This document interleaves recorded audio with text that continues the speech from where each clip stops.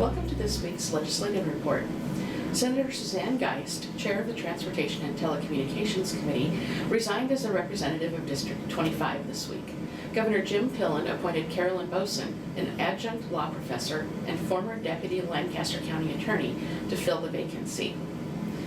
Speaker John Arch has designated 5 budget-related bills as Speaker major proposals. This allows the Speaker to determine the order of the amendments and motions to be considered. Debate on 4 of the budget bills is scheduled for Tuesday. The Appropriations Committee will send the mainline budget to the floor late this month.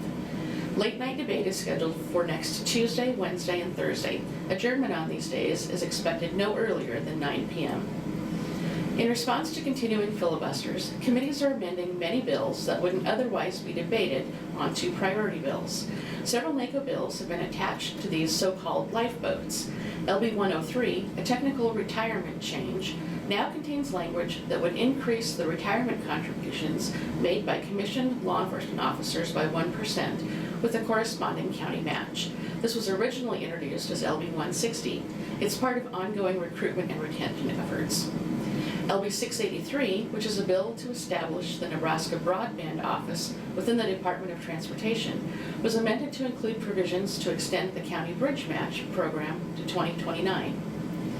LB 453 was incorporated into LB 138, the annual Motor Carrier and State Patrol Cleanup Bill. It would lower the amount of matching funds counties would provide for state aid bridges. Currently, counties must furnish 50% of the replacement cost. The adopted language would require counties to furnish up to 20%. This change would allow the Department of Transportation to consider hardship in determining the match amount. All of these bills were advanced from the second round of debate this week. Another NACO bill that would limit the refundable income tax credit to the 5 most recent taxable years of income is one of 20 bills included in a Revenue Committee amendment to LB 727. The bill was reported out of committee this week and has not yet been scheduled for debate.